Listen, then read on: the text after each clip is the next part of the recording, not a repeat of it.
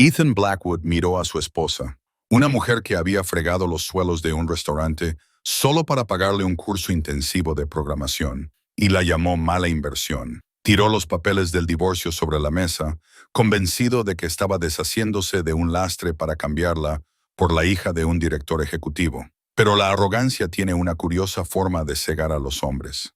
Ethan no sabía que la mujer que sollozaba en el suelo era la heredera secreta del imperio naviero Kensington Bien. Al salir por la puerta, no solo le rompió el corazón, sin saberlo, desbloqueó una cláusula oculta en el testamento de su abuelo, entregándole la fortuna de $1.400 millones que él había pasado toda su vida persiguiendo. El sobre que había sobre la isla de la cocina no era grueso, pero pesaba. Destacaba por su color blanco inmaculado sobre el laminado de granito falso que se estaba despegando por las esquinas de la encimera que Danielle Mitchell había intentado arreglar con superglue hacía 3 meses. Danielle lo miró fijamente, con las manos temblorosas. Se las limpió en el delantal, que olía ligeramente a grasa y café quemado de su turno en Joe's Diner. Le dolían los pies. Había vuelto a casa bajo la llovizna porque la transmisión de su Civic 2014 había dejado de funcionar a 2 manzanas de distancia. Ethan, llamó con voz quebrada. Ethan Blackwood estaba de pie junto a la ventana, de espaldas a ella. Llevaba el traje gris oscuro que ella le había comprado para su entrevista en Apex Tech. El traje que le había costado el alquiler de todo un mes. El traje por el que había comido fideos instantáneos durante 4 semanas para poder pagarlo. Tenía un aspecto elegante, exitoso y totalmente desconocido. «Ya está hecho, Danielle», dijo Ethan, sin darse la vuelta. Su voz carecía de emoción, como si estuviera leyendo una línea de código que necesitaba depuración. «Lo presenté esta mañana. Mi abogado dice que si firmas ahora, podemos evitar ir a juicio». «Así es, más limpio». «¿Más limpio?» Danielle se rió, un sonido agudo e histérico. Caminó hacia él, extendiendo la mano para tocarle el brazo, pero él se apartó como si ella fuera contagiosa. «Ethan, hemos estado juntos desde el 2º año. Trabajé turnos dobles mientras tú creabas esa aplicación. Pagué las tarifas del servidor cuando Apex casi quebró. Lo prometimos. Prometimos apoyarnos mutuamente». Ethan la interrumpió, girándose por fin hacia ella. Sus ojos eran de un azul frío como el hielo. «Y lo hiciste. Te lo agradezco. Pero mírate, Danielle». Hizo un gesto vago hacia ella, hacia su pelo húmedo, su uniforme manchado, sus hombros caídos por el cansancio. «Estás estancada», dijo. «Eres feliz siendo camarera. ¿Estás feliz con esto?» Hizo un gesto con la mano hacia su pequeño apartamento de un dormitorio en la zona más humilde de Seattle. «Yo no. Apex está despegando. Acabamos de conseguir la financiación de la Serie B. Voy a reunirme con inversores en Zurich y en Tokio. Necesito un socio que encaje en ese mundo. Alguien que entienda lo que está en juego». Danielle sintió que se le helaba la sangre. «Me dejas porque no soy lo suficientemente elegante». «Ethan, soy camarera porque estoy pagando tus préstamos estudiantiles. Dejé mi carrera de enfermería por ti. Y esa fue tu elección». Ethan espetó, ajustándose los puños. «Nunca te pedí que fueras una mártir, Danielle. Necesitaba una compañera, no una muleta. Y, francamente, nos hemos superado el uno al otro. Necesito a alguien que pueda entrar en una gala y no parecer que le preocupa el bote de las propinas». La crueldad de sus palabras le dejó sin aliento. Este era el hombre al que había cuidado cuando tenía la gripe. El hombre al que había abrazado cuando murió su padre. El hombre cuyos sueños había regado con su propio sudor y lágrimas. «¿Hay alguien más?», preguntó Danielle, y la realidad la golpeó como un puñetazo. Ethan dudó. Por un instante, una pizca de culpa cruzó su rostro, pero la borró al instante. «Eso es irrelevante. Se trata de nosotros. Se trata del hecho de que yo estoy ascendiendo y tú estás estancada. Estoy dispuesto a ser generoso. Puedes quedarte con los muebles. Te daré $5,000 para que te instales en otro sitio». «¿$5,000?» susurró Danielle. «Ethan, nuestra cuenta conjunta tiene $40,000. Dinero que yo ahorré. Dinero que ahora está invertido en activos de Apex», mintió Ethan con naturalidad. Ella sabía que estaba mintiendo. Lo veía en la forma en que se tocaba la corbata, un tic nervioso que tenía desde la universidad. $5,000 es un regalo. Acéptalo. Firma los papeles. No compliques las cosas. Miró su reloj. Un Rolex Submariner, nuevo y caro. Tengo una reserva para cenar en el Pierre a las 8, dijo, mirando su reflejo en el espejo del pasillo. He hecho una maleta. El lunes enviaré a alguien a recoger el resto de mis cosas. No estés aquí cuando vuelva. Pasó junto a ella. El aroma de una colonia cara, Santa 33, que sin duda no le había comprado ella, flotaba en el aire. No miró atrás. Abrió la puerta, salió a la lluvia y la cerró con un suave y definitivo clic. Daniel se quedó paralizada en el pasillo. El silencio del apartamento era ensordecedor. Se acercó a la ventana y lo vio subir a un elegante sedán negro que esperaba en la acera. No era un Uber. Cuando el coche se alejó, Daniel vio la silueta de una mujer en el asiento del copiloto. Tenía el pelo rubio y perfectamente peinado. Se inclinó y besó a Ethan en la mejilla. Daniel cayó de rodillas, el suelo laminado duro y frío contra sus piernas. No solo tenía el corazón roto, estaba en la indigencia. Tenía $82 en su cuenta corriente personal. Su nombre no figuraba en el contrato de alquiler. Ethan había insistido en ponerlo a su nombre por motivos de calificación crediticia. Miró los papeles del divorcio que había sobre la encimera. Demandante, Ethan James Blackwood. Demandada, Danielle Mary Mitchell. El momento más bajo, susurró a la habitación vacía. Ya está. No puede ir a peor. Se equivocaba.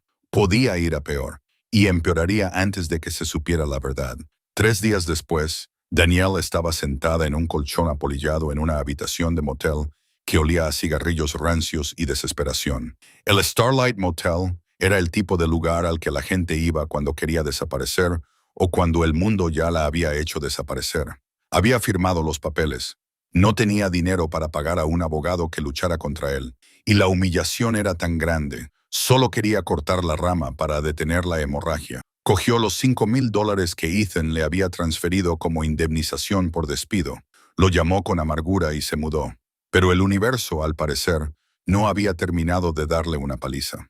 El martes por la mañana, había ido al banco a depositar el cheque, solo para descubrir que su cuenta estaba congelada. Al parecer, la cuenta conjunta que compartía con Ethan había sido marcada por actividad sospechosa debido a una retirada masiva que él había realizado, y el banco había bloqueado temporalmente todas las cuentas asociadas, incluida la suya personal. Tenía exactamente $38.50 en efectivo. Se sentó en la cama mirando la televisión sin verla realmente. Estaban dando las noticias locales y en las noticias económicas locales, Ethan Blackwood, de Apex Tech, acababa de anunciar su compromiso con Chloe Street, James heiress a la fortuna farmacéutica Street James. La poderosa pareja fue vista anoche en la Gala de las Artes. Danielle levantó la cabeza de golpe. Ahí estaban. Ethan, elegante con su smoking, con el brazo posesivamente alrededor de una mujer que parecía haber sido fabricada en un laboratorio para multimillonarios. Chloe Street James, rubia, alta, con un vestido que costaba más que los ingresos de toda la vida de Daniel. Estamos muy felices, le decía Chloe al periodista, mostrando un anillo de diamantes del tamaño de un huevo de codorniz. Ethan es un visionario. Llevamos meses trabajando juntos en la junta directiva. Y bueno, saltaron chispas. Meses. Daniel sintió que se le subía la bilis a la garganta. No solo la había dejado por ser pobre, había estado preparando su nueva vida mientras seguía durmiendo en su cama. La había cambiado por un símbolo de estatus. Apagó la televisión, con las manos temblando tanto que se le cayó el mando a distancia. Se acurrucó en posición fetal, con los sollozos sacudiendo su cuerpo hasta que le dolieron las costillas. No tenía familia a la que llamar. Su madre había muerto cuando ella tenía 10 años. ¿Y su padre? Bueno, ella no hablaba de la familia de su padre. Nunca. Su padre, David, había sido un rebelde.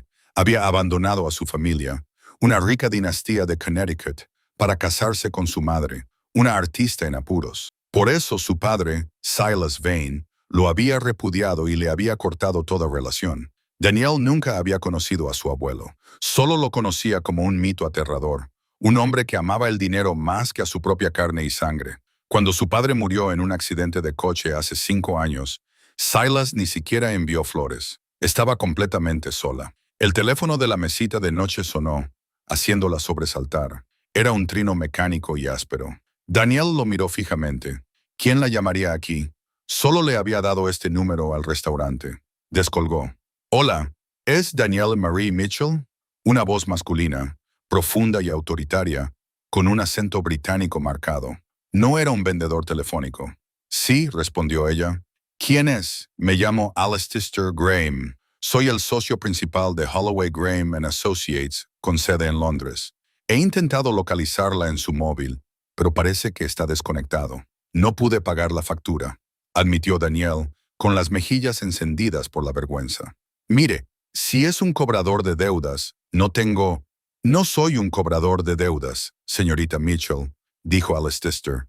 Su tono cambió, volviéndose más suave, casi reverente. Soy el administrador de la herencia de Silas Vane. Danielle se quedó quieta. El aire de la habitación pareció enrarecerse. ¿Mi abuelo? Sí. Lamento informarle de que el señor Vane falleció hace 72 horas en su casa de los Hamptons. Danielle sintió un extraño entumecimiento. No debería importarle. Ese hombre era un desconocido que había dejado que su padre pasara apuros. Lo siento mucho, dijo automáticamente. Pero no sé por qué me llama. Él nos despreciaba. Dejó muy claro que no significábamos nada para él. Eso es lo que quería que el mundo creyera. Alistair dijo, Silas Vane era un hombre complicado. Señorita Mitchell, era un hombre de pruebas.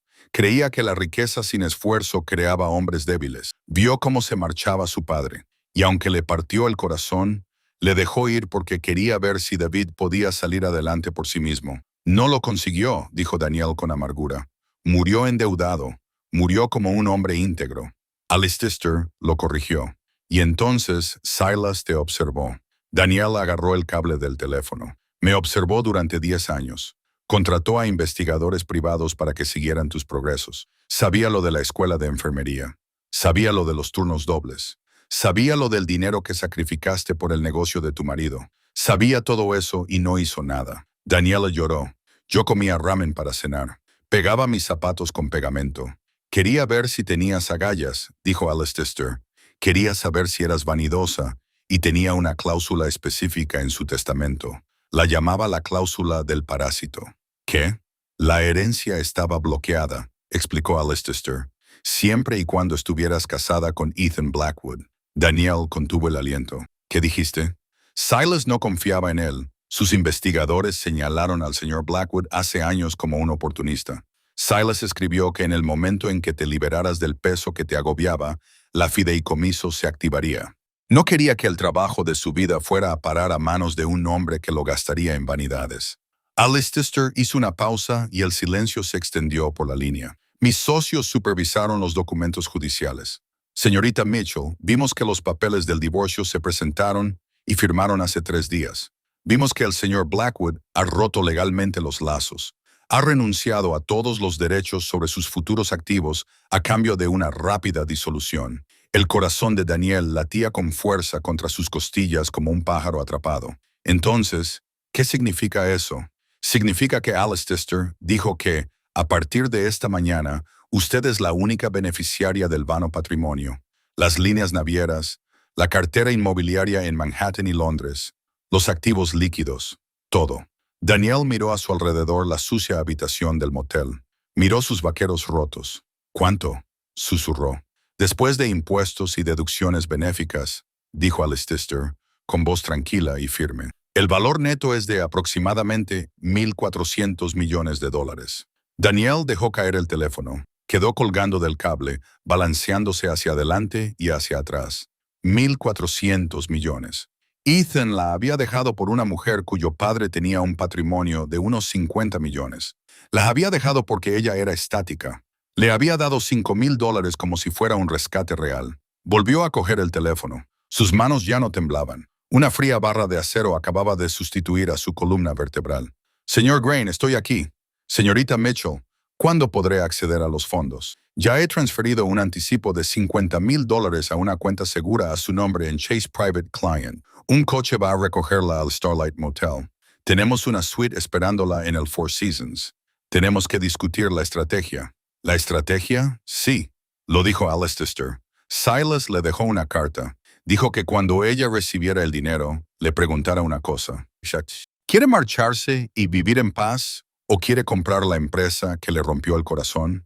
Danielle cerró los ojos. Pensó en la sonrisa burlona de Ethan. Pensó en Chloe Street James mostrando ese anillo. Pensó en la mala inversión. Abrió los ojos. Estaban secos. Señor Graham, dijo, dígale al conductor que se dé prisa. Tenemos mucho trabajo que hacer. El cambio del Motel Starlight al asiento trasero de un Rolls-Royce Phantom fue tan brusco que Danielle se sintió físicamente mal. Los asientos de cuero eran tan suaves como la mantequilla. El aire del interior del habitáculo estaba filtrado y perfumado, con un sutil aroma a jazmín y dinero antiguo fuera de las ventanas tintadas. La lluvia gris de Seattle se estampaba contra el cristal, difuminando el mundo que dejaba atrás. No habló con el conductor. Simplemente se quedó mirando sus manos. Hacía solo unas horas, esas manos habían estado fregando el lavabo del motel con una pastilla de jabón barato. Ahora descansaban sobre un reposabrazos que valía más que el salario anual de su padre. Llegaron al Four Seasons, en el centro de la ciudad. El personal no se fijó en sus vaqueros rotos ni en su jersey desgastado. Alistair Graham había hecho una llamada. Sin duda. El gerente la recibió en la acera, inclinando ligeramente la cabeza. Señorita Vane, dijo, utilizando el apellido de su abuelo. Sonaba extraño a sus oídos. Bienvenida a casa. Hemos preparado la suite presidencial. Arriba, la habitación era una caverna de silencio y luz. Las ventanas del suelo al techo daban al estrecho de Puget. Había un ramo de lirios blancos sobre la mesa de caoba, que era más grande que un centro de mesa de boda. Danielle se acercó al espejo del pasillo. Se veía agotada. Tenía ojeras y la piel pálida. Parecía un fantasma que rondaba un palacio. Hay que acostumbrarse, dijo una voz desde la puerta. Alistair Graham estaba allí. En persona, era aún más imponente que por teléfono. Era un hombre mayor, tal vez de unos 60 años, con cabello plateado y un traje hecho a la medida. Llevaba un grueso maletín de cuero. Me siento como una impostora, admitió Danielle, con una voz apenas audible. Ethan solía decir que tenía poca energía, que mi lugar estaba en segundo plano. Quizás tenía razón. Quizás solo soy una camarera en la casa de un hombre rico. Alistair se acercó y dejó el maletín sobre la mesa. Lo abrió, dejando al descubierto un único sobre amarillento sellado con lacre rojo. Silas Vane no cometía errores, dijo Alistair con delicadeza, y no toleraba a los necios. Te observó durante una década, Danielle. Te vio trabajar en 3 empleos. Te vio cuidar a los enfermos. Te vio administrar el presupuesto familiar con unos pocos centavos mientras tu marido jugaba a ser director ejecutivo. Silas admiraba la resiliencia por encima de todo. Despreciaba a aquellos que habían nacido en tercera base y pensaban que habían bateado un triple. Le acercó el sobre. Léelo. Luego dime si te sientes como una impostora. Danielle rompió el sello. La letra era irregular, afilada y enérgica. Danielle, si estás leyendo esto, la sanguijuela se ha ido. Bien. Lo odiaba. Nunca lo conocí, pero sabía cómo era. Es un hombre que sube por las escaleras construidas por otros. Probablemente me odias. Deberías. Fui un padre duro y un abuelo ausente. Dejé que David se ahogara porque pensaba que tenía que aprender a nadar. Me equivoqué. Perdí a mi hijo por mi propia terquedad. No quería cometer el mismo error contigo, pero no podía darte el dinero mientras estuvieras atada a ese ancla. Si te hubiera dado esta fortuna hace 5 años, ese chico te habría dejado sin nada. Habría tomado el trabajo de toda mi vida y lo habría gastado en coches deportivos y proyectos vanidosos. Así que esperé. Esperé a que vieras cómo era realmente. Ahora eres libre. Tienes sangre vanidosa. Tienes fuego. Te dejo la espada, Danielle. Tú decides a quién cortas con ella. ¿Nos ves? Danielle bajó la carta. Una lágrima se escapó, trazando un camino a través del polvo de su mejilla. No era exactamente tristeza. Era validación. Durante años, Ethan la había hecho sentir pequeña, poco inteligente e indigna. La había tratado como una carga, pero el aterrador Silas Vane, un hombre que se comía a los directores generales para desayunar, había creído en ella. Me dejó una espada, susurró Danielle. En sentido figurado, dijo Alistair, sentándose y cruzando las piernas. Pero en sentido literal, te dejó el capital Vane. Somos propietarios de flotas navieras en el Atlántico, minas de litio en Nevada y una participación mayoritaria en 3 importantes cadenas de suministro farmacéuticas. Somos gigantes silenciosos. No salimos en las noticias. Somos dueños del periódico. Daniel se sentó frente a él. La niebla en su cerebro se estaba despejando. La desesperación del motel estaba siendo reemplazada por una claridad fría y aguda. Ethan mencionó Apex Tech, dijo con voz firme. Dijo que habían conseguido la financiación de la Serie B. Se va a Zurich y Tokio. Alistair asintió con la cabeza y sacó una tableta de su maletín. Tocó la pantalla y la deslizó hacia ella. Ethan es optimista, corrigió Alistair. Cree que ha conseguido la Serie B. Tiene un acuerdo verbal con el grupo Kensington para una inyección de $50 millones, pero los papeles aún no se han firmado. Está sobreendeudado, Daniel. Gastó el capital inicial en branding, oficinas y apariencia. Está quemando dinero a un ritmo de 200,000 al mes.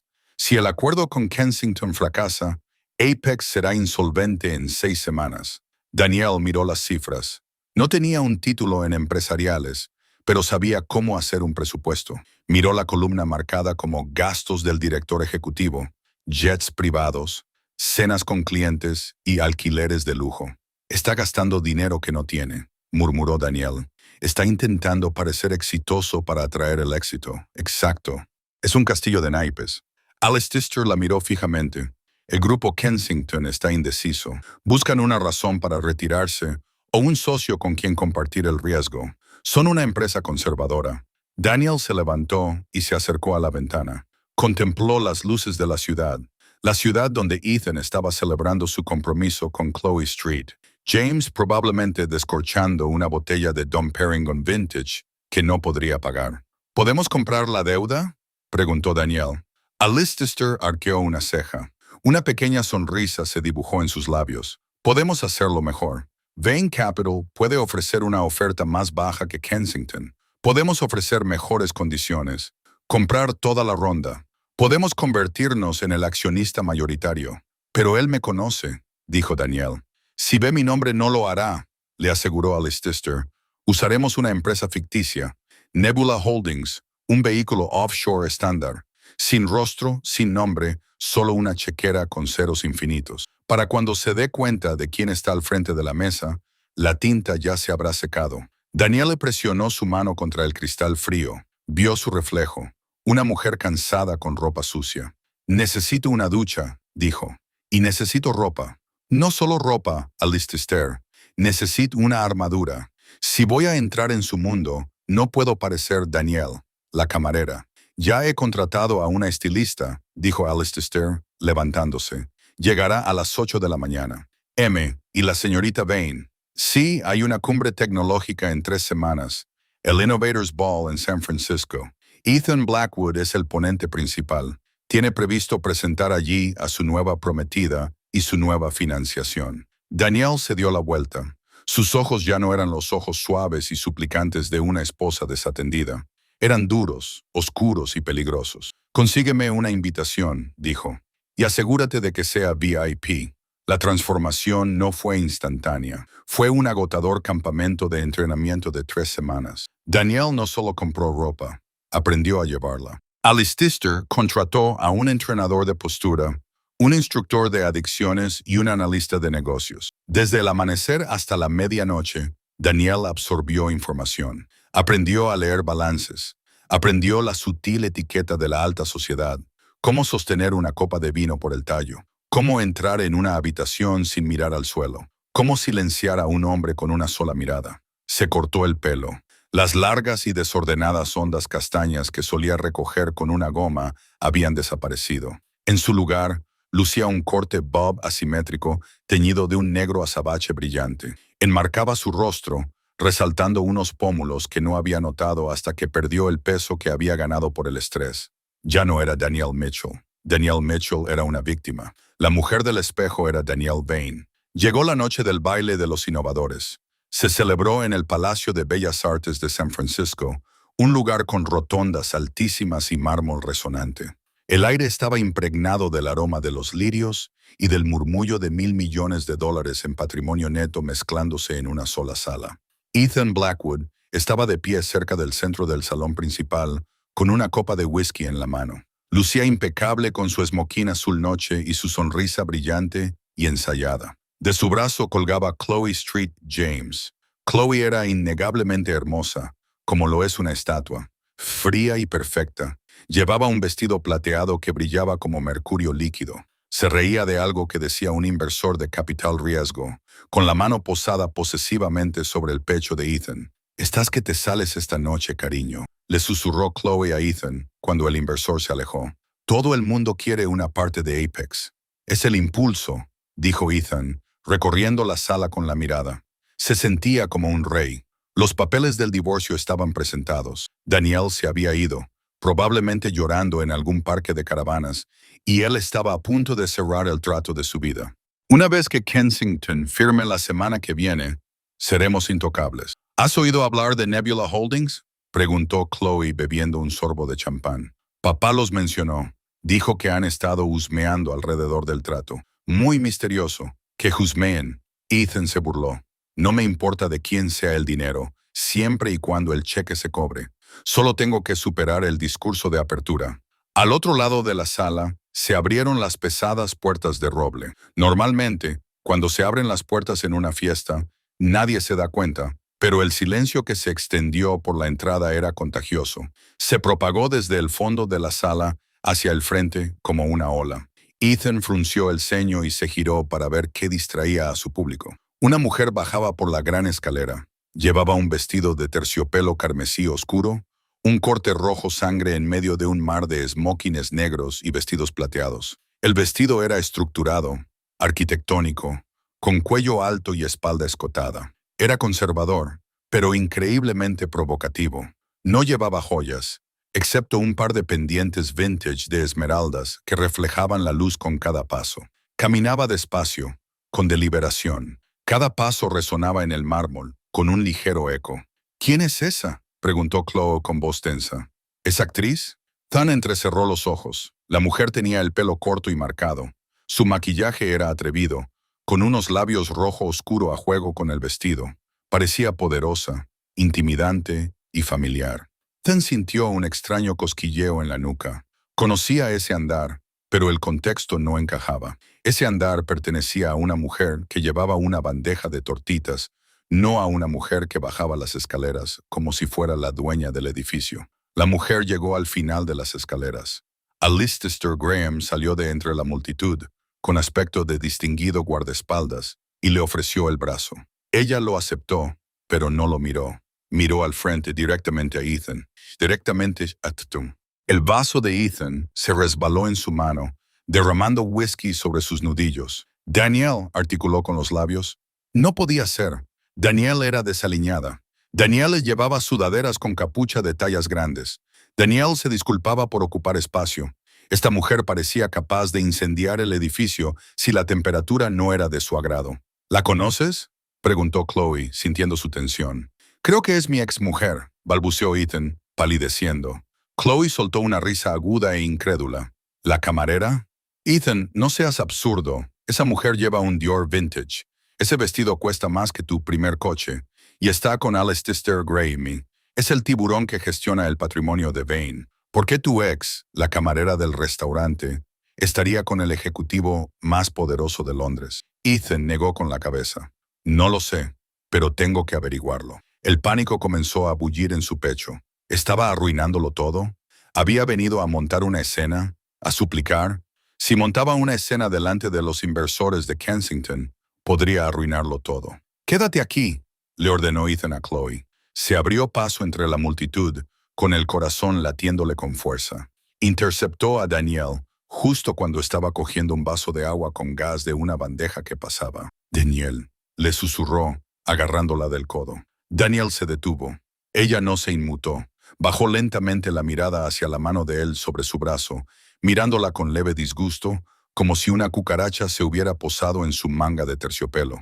Levantó la vista y lo miró a los ojos. Sus ojos eran fríos, desprovistos de la calidez que él solía manipular. «Señor Blackwood», dijo. Su voz era diferente. El tono era más grave. La pronunciación nítida. «Está arrugando la tela. Por favor, quite la mano».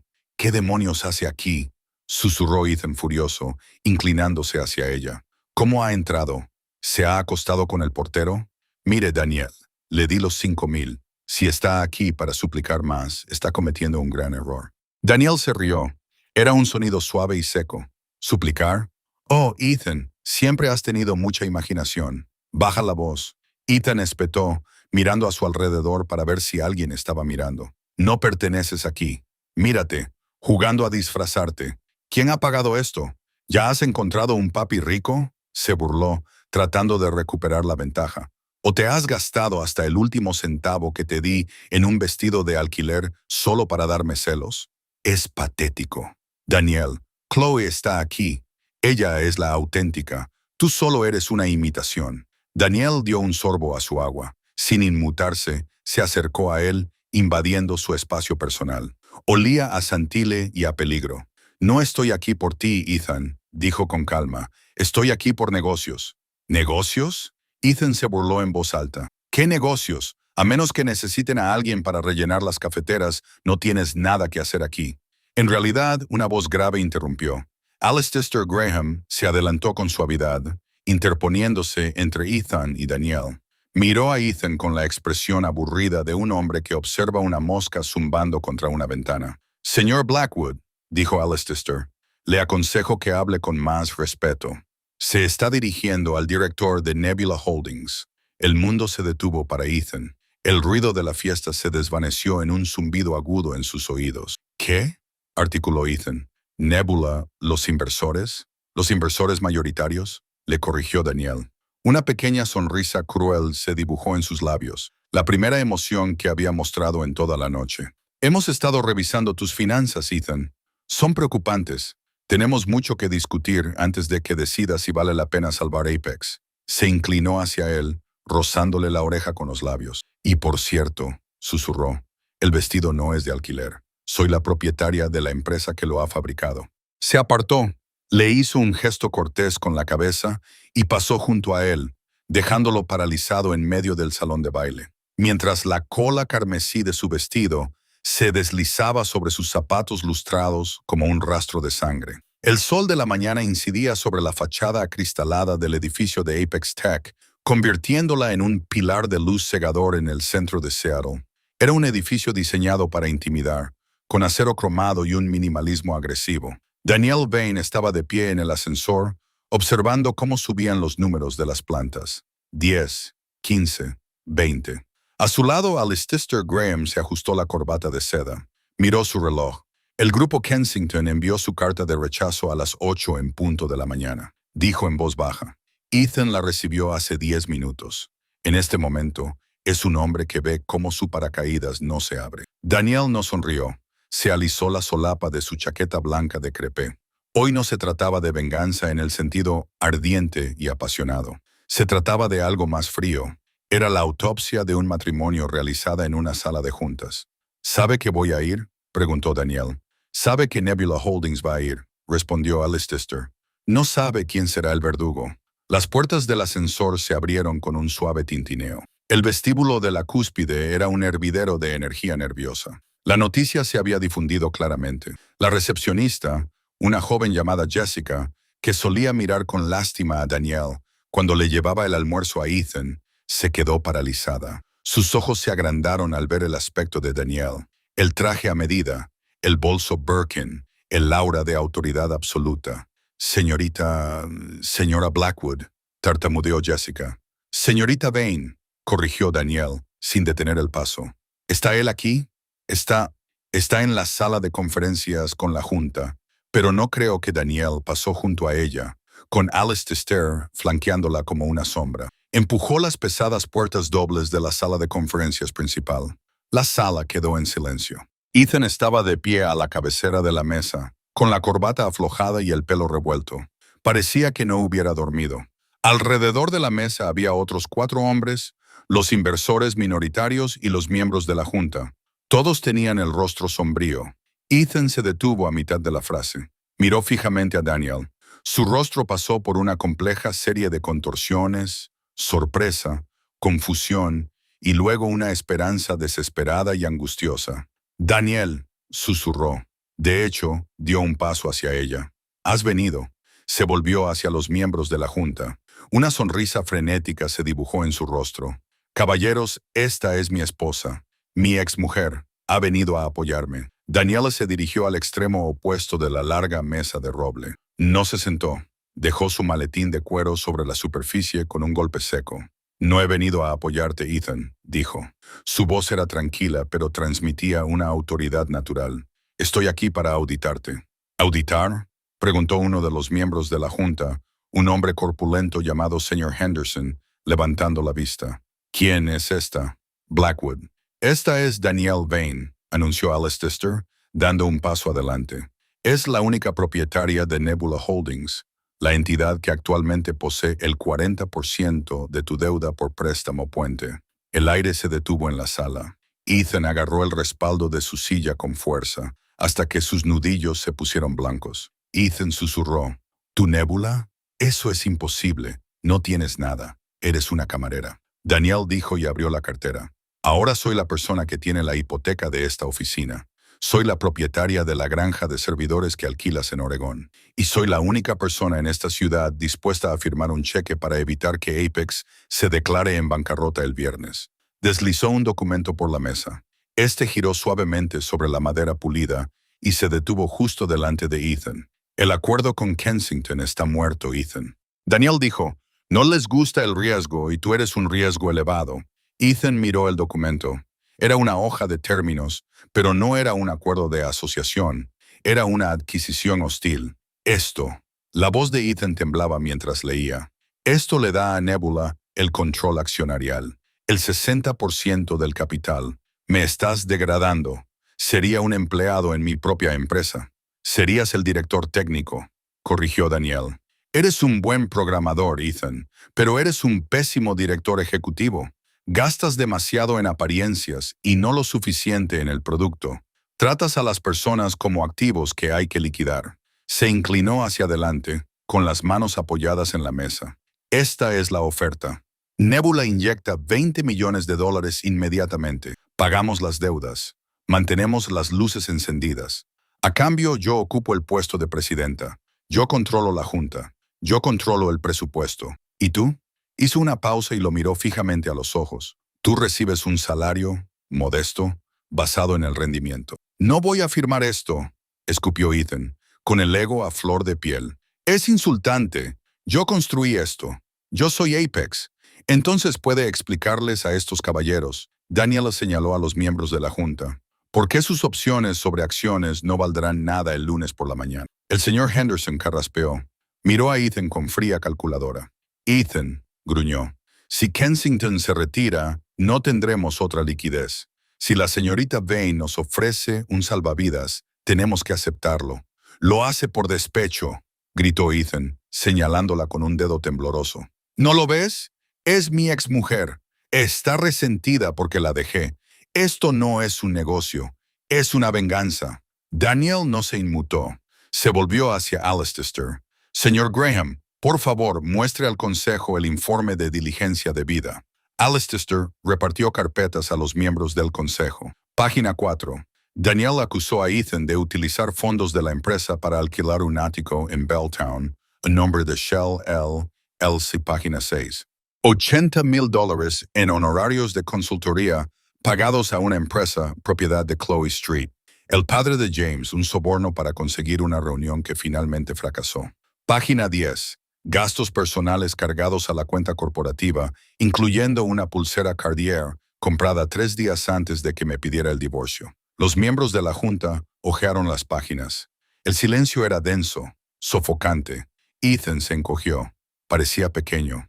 No es una venganza, Ethan, dijo Danielle en voz baja. Es una corrección. Tú me llamaste mala inversión. Solo estoy demostrando que sé gestionar mis activos mejor que tú. Miró su reloj. Un Cartier de platino, un regalo de la colección de su abuelo. Tienes hasta las 5 de la tarde para firmar, dijo. Si no, Nebula retirará la oferta y dejaré que el banco ejecute la hipoteca el lunes. Compraré la propiedad intelectual en la subasta por unos centavos por dólar. Se dio la vuelta y se dirigió a la puerta. «Danielle», gritó Ethan con la voz quebrada. Sonaba como un niño perdido en un supermercado. Ella se detuvo, con la mano en la manija de latón. No se dio la vuelta. «Soy la señorita vanidosa», dijo, y luego se marchó, dejándolo en una sala llena de hombres que ya lo miraban como si fuera un hombre muerto en vida. Las consecuencias fueron lentas y agonizantes. Danielle no se quedó en Seattle para ver cómo se secaba la tinta. Voló a Nueva York para asistir a reuniones relacionadas con los intereses navieros de Bain, dejando a Alice Tister a cargo de la transición en Apex. Quería que Ethan sudara. Quería que se sentara en esa oficina acristalada, mirando fijamente el teléfono, dándose cuenta de que su jefa era la mujer a la que le había roto el corazón. Pero 3 días después, regresó al Four Seasons. Volvía a llover, un aguacero típico de Seattle. Estaba sentada en el salón tomando té cuando se le acercó el conserje. «Señorita Bain», dijo discretamente, «el señor Blackwood está aquí. Insiste. Dice que es una emergencia personal». Danielle suspiró. «Se lo esperaba. Envíelo arriba, pero deje la puerta abierta y haga que seguridad esté junto al ascensor». Minutos más tarde apareció Ethan. Tenía peor aspecto que en la reunión de la junta directiva. La arrogancia había desaparecido, sustituida por una mirada frenética y vacía. No llevaba traje. Llevaba vaqueros y un impermeable empapado. Se quedó en la entrada de la suite, goteando agua sobre el suelo de mármol. «Me ha dejado», dijo Ethan. «Sin saludar, sin preámbulos», dijo Danielle, dejando la taza de té sobre la mesa. «Chloe vio el contrato», dijo Ethan con voz apagada. «Vio que ya no soy el accionista mayoritario. Me llamó fraude. Dijo que no podía casarse con un directivo de nivel medio. Me devolvió el anillo». Él se rió, un sonido amargo y entrecortado. Ni siquiera me lo entregó en mano. Lo dejó en la encimera con una nota. Danielle lo miró. Buscó compasión en su corazón. No encontró ninguna. Recordó las noches que había pasado sola mientras él hacía contactos con Chloe. Recordó las notificaciones de desahucio que le ocultó para que no se estresara. «Siento oír eso, Ethan», dijo con neutralidad, «pero no veo cómo me afecta esto». Ethan entró en la habitación con mirada suplicante. «Danielle, por favor, para. Sé lo que estás haciendo. Me estás castigando». «Vale, lo entiendo. Fui un idiota. Fui cruel. Me dejé llevar por la euforia. Me perdí a mí mismo». Se arrodilló junto al sillón en el que ella estaba sentada. Le cogió la mano, pero ella la apartó. «Me acuerdo de nosotros», dijo con voz temblorosa. «Me acuerdo del baile de segundo curso. Me acuerdo de la noche que fuimos a la costa y dormimos en el coche. Tú me querías, Danielle. Me querías cuando no era nadie. ¿Eso no significa nada?» «Lo significa todo», dijo Danielle. Su voz era aguda, cortando su nostalgia. «Significa que te quería cuando no tenías nada, y me dejaste en cuanto pensaste que tenías algo mejor. Demuestra que mi amor era real y el tuyo era condicional». «Puedo cambiar», suplicó Ethan. «Cancela el trato. Devuélveme el control. Intentémoslo de nuevo. Ahora tienes el dinero. Podemos ser la pareja poderosa de la que siempre hablaba. Podemos gobernar esta ciudad, tú y yo, como prometimos». Danielle lo miró con profunda tristeza. Él seguía sin entenderlo. Pensaba que el dinero de ella era la solución. Pensaba que podía volver a entrar en su vida porque ahora ella era rica. «Ethan», dijo ella, «¿sabes por qué tengo este dinero?» Él parpadeó, confundido. «Tu abuelo. Murió. Murió». Danielle asintió, pero dejó una condición. Se llamaba la cláusula del parásito. Ethan frunció el ceño. «¿Parásito?» Él sabía quién eras. Danielle dijo, «Te observó durante 10 años, te vio agotar mis ahorros, te vio dejarme trabajar hasta la extenuación mientras tú jugabas a ser director ejecutivo. Te odiaba, Ethan. Te odiaba tanto que bloqueó mi herencia». Se inclinó hacia adelante, clavándole la mirada. «El testamento establecía que solo podría acceder a los fondos después de divorciarnos. Si me hubiera quedado contigo, habría muerto pobre. Tú eras, literalmente, lo único que se interponía entre mí y $1,000 millones. Ethan retrocedió como si ella le hubiera abofeteado. Se sentó sobre los talones, abriendo y cerrando la boca. «Si hubieras sido un buen marido», continuó Danielle sin piedad, «si hubieras sido amable, quizá nunca habría firmado esos papeles. Podría haberme quedado contigo y habríamos luchado juntos. Pero como fuiste codicioso, como me descartaste como si fuera basura, me entregaste las llaves del reino». La ironía le golpeó. Podía verlo en sus ojos, la aplastante comprensión. Había renunciado a $1,000 millones para perseguir a una mujer que valía una fracción de eso, y al hacerlo había activado la fortuna que tanto ansiaba. «Yo, Ethan», se atragantó. «Yo hice esto». «Tú lo hiciste», confirmó Danielle. Eres el artífice de tu propia destrucción y el artífice de mi éxito. Se levantó. El movimiento fue definitivo. Vete a casa, Ethan. Ve a tu trabajo. Sé un buen director técnico. Presenta tu informe a la junta el lunes. Si lo haces bien, quizá te dé un aumento el año que viene. No puedes hacer esto, susurró él. Soy tu marido. Comprueba los papeles, Ethan, dijo Daniel, caminando hacia la puerta y manteniéndola abierta. La seguridad esperaba en el pasillo. Solo eres mi empleado. Ethan se levantó lentamente. Miró a su alrededor por última vez. Al lujo, al poder, a la mujer que lo había superado en todos los sentidos imaginables. Parecía que quería gritar, romper algo, pero ya no le quedaban fuerzas para luchar. Estaba en bancarrota en todos los sentidos de la palabra. Salió al pasillo con los hombros caídos. Daniel cerró la puerta. El pestillo hizo un clic que sonó definitivo. Apoyó la frente contra la madera durante un momento y respiró hondo. Se había acabado. El fantasma se había esfumado, pero justo cuando se dio la vuelta para volver a la habitación, sonó su teléfono. Era Alice Tister, señorita Vane. La voz de Alice Tister era urgente. Tenemos un problema. ¿Qué pasa?, preguntó Daniel, sintiendo cómo la adrenalina volvía a subir.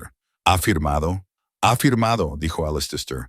Pero hay alguien más que está impugnando la adquisición. Parece que Silas Vane tenía otro secreto, un socio silencioso en la empresa naviera que tiene derecho de tanteo sobre cualquier transferencia de poder.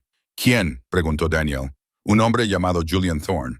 Alice Tister dijo que acababa de aterrizar en Seattle, y Daniel dice que la fortuna de Vane aún no es totalmente tuya. Afirma que Silas también le prometió una prueba que te involucra a ti. Daniel agarró el teléfono con fuerza. El drama no había terminado, solo había cambiado de escenario. Tráemelo, dijo Daniel, entrecerrando los ojos. Si quiere ponerme a prueba, descubrirá que no fallo 2 veces. La reunión con el hombre que tenía la llave definitiva del Imperio Vane no tuvo lugar en una sala de juntas, sino en la cubierta de un buque portacontenedores atracado en el puerto de Seattle.